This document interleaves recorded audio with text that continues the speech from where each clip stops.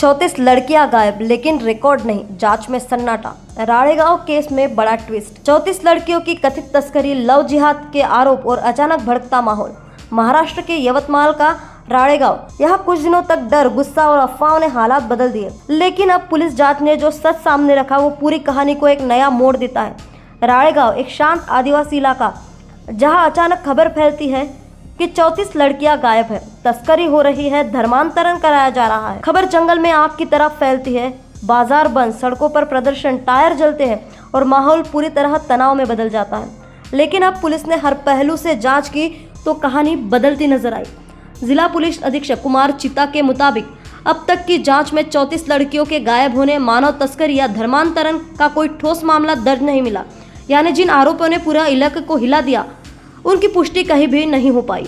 इसी बीच सत्यशोधक समिति की लीलाताई भेले और किशोर तिवारी सामने आते हैं और आरोप लगाते हैं कि इस पूरे मुद्दे को जानबूझकर हवा दी गई ताकि समाज में जातीय और धार्मिक तनाव पैदा हो सके। किशोर तिवारी का कहना है कि बिना सबूत के इतने गंभीर आरोप लगाना न सिर्फ कानून व्यवस्था के लिए खतरा है, बल्कि पूरे इलाके की छवि को भी नुकसान पहुंचाता है। उन्होंने मांग की है कि इस मामले की पूरी सच्चाई सामने लाई जाए और गलत जानकारी फैलाने वालों पर सख्त कार्रवाई हो। भाऊ, एकूणच आज तुम्ही राळेगाव या ठिकाणी आलेले आहेत। गेल्या 2-3 दिवसापासून राळेगावमध्ये ज्या 34 मुलीच्या मानवी तस्करी संदर्भात जे काही प्रकरण घडून आलं आणि त्या संदर्भात तुम्ही आज या ठिकाणी पत्रकार परिषद घेतलेली आहे, काय विषय आहे भाऊ एकूणच?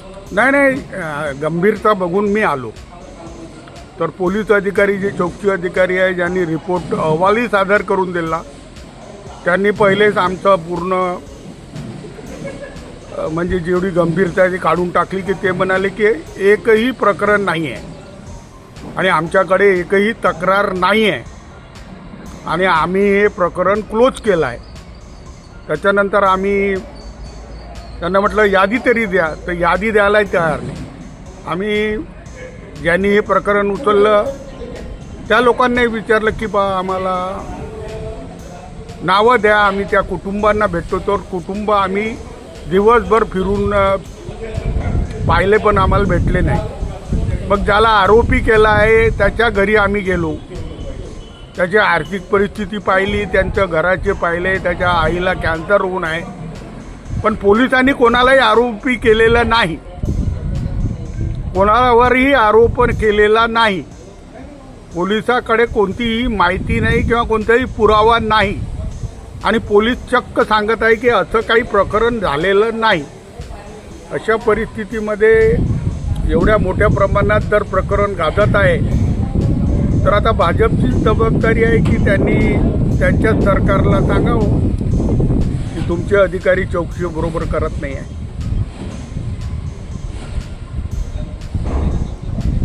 भाऊजी, ती ऑडिओ क्लिप जी व्हायरल झाली त्याच्याबद्दल तुम्ही त्या जे चौकशी अधिकारी त्यांच्याशी बोलले का? म्हणजे त्याची सत्यता काय आहे? म्हणजे नाही, ते म्हणतात ती 6 महिने जुनी आहे आणि ऑडिओ क्लिप बोगस आहे आणि ज्याची ऑडिओ क्लिप आहे म्हणते ती मुलगी डिनाय करत आहे।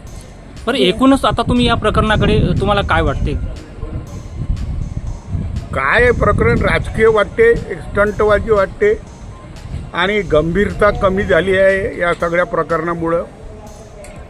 मी सरकारला म्हणेन की तुम्ही गांभीर्याने घ्या। तुमचेच पदाधिकारी आरोप लावत असल्यामुळे त्यांना तुम्ही गंभीरतेने बोलावून चौकशी करा। नावं सांगत असतील तर त्या घरापर्यंत पोचा। 34 काय, एकही मुलगी जर विकल्या गेली असेल तर ती फार गंभीर बाब आहे। याला महाराष्ट्राचे मुख्यमंत्री आणि गृहमंत्री देवेंद्र फडणवीस जबाबदार राहतील। तस्करी प्रकरणामध्ये मुलींच्या, बालिकांच्या बातमी वाचली आणि अत्यंत गांभीर्याने या गावाला आम्ही भेट दिलेली आहे। आम्हाला पीडितांची भेट घ्यायची होती, DYSP साहेबांची भेट घेतली आणि ज्यांच्यावर ॲक्शन झाली त्यांचीही भेट घेतली आणि ज्या पीडित मुली आहेत त्यांच्यापैकी कोणाचंही एकाचंही नाव आमच्यासमोर आलेलं नाही। तर प्रश्न असा निर्माण होतो की एवढी मोठी प्रसिद्धी या घटनेने राळेगावला दिली, बदनामीकारक, हे फार गंभीर आहे। सामाजिक स्वास्थ्य धोक्यात आणणारी ही घटना आहे आणि पत्रकारांनी तरी का बरं ह्या अशा बातम्या शहानिशा न करता छापाव्यात, हाही प्रश्न आमच्यासमोर आहे. आणि ज्यांनी कोणी हे पाऊल उचललेलं असेल त्याच्यावर प्रशासनाने कुठली कारवाई केली, हा प्रश्न आम्ही या मीटिंगमध्ये, या चर्चेमध्ये, पत्रकार परिषदेमध्ये मांडला. मुख्य म्हणजे ही पत्रकार परिषद किशोरभाऊ तिवारी यांच्या माध्यमातून या ठिकाणी आयोजित केली गेली. ते स्वतः काल आले, अंकित नैताम स्वतः काल आले. आदिवासींची बदनामी होत आहे हे त्यांनी कबुली दिली आणि सत्य का आहे तपासण्यासाठी आम्ही या गावामध्ये प्रवेश केला. आणि पोलीस विभागाकडूनही आम्हाला समाधानकारक उत्तरं मिळाली नाहीत. काहीच झालेलं नाही, कोणाचीही तक्रार नाही, कुठल्याच पालकांचीही तक्रार नाही, अशा बातम्या आम्हाला मिळाल्या. जागोजागी जाऊन आम्ही अशी वार्ता घेतली. माझ्यासोबत माझ्या काउन्सिलर करुणा मेश्राम ह्या आहेत, सुमेघ बेले हे देखील या प्रकरणामध्ये आमच्यासोबत आलेले आहेत. आणि राळेगावचं नाव इतकं उच्च पातळीवर होतं आणि देशामध्ये एवढी सगळी गडबड चाललेली असताना, स्त्रियांच्या संदर्भामध्ये अश्लील अशा स्वरूपाचे कामं चाललेले असताना राळेगावचं त्याच्यामध्ये नाव यावं, यामुळं आम्ही अधिक व्यथित झालो होतो. तर ही पत्रकार परिषद, आपल्या संघटनेचं नाव आणि आपले पद मॅडम थोडं सांगा. मी स्वतः प्राध्यापक डॉक्टर लीला भेले, बाबासाहेब देशमुख कार्यक्रम महाविद्यालयामध्ये 45 वर्ष प्राध्यापक राहिले. अमरावती विद्यापीठाची सिनेट सदस्य राहिले. माझं स्वतःचं काउन्सिलिंग सेंटर आहे, ज्याच्यामध्ये 2500 केसेस आजच्या घडीला झालेल्या आहेत. नालंदा अकादमी आहे, निःशुल्क गोरगरिबांची मुलं, ग्रामीण भागातली मुलं ही तिथे निःशुल्क अभ्यास करायला येतात. त्यांचं संपूर्ण इन्फ्रास्ट्रक्चर, त्यांचं पूर्ण खर्च असा आम्ही त्या ठिकाणी करतो. माझी स्वतःची शाळा आहे, कॉलेज आहे, सावित्रीबाई फुले विद्यालय आणि ज्युनियर कॉलेज. स्लम एरियामध्ये 20 बालवाड्या आहेत निःशुल्क.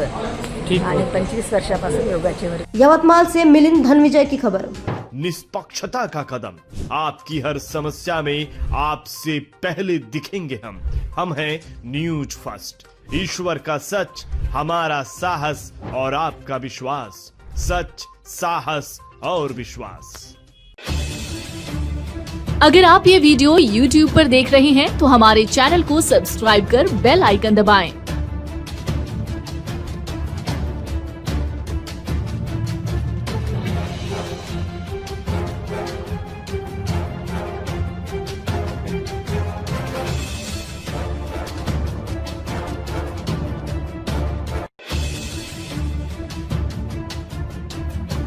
और Facebook पर देख रहे हैं तो हमारे पेज को लाइक करें.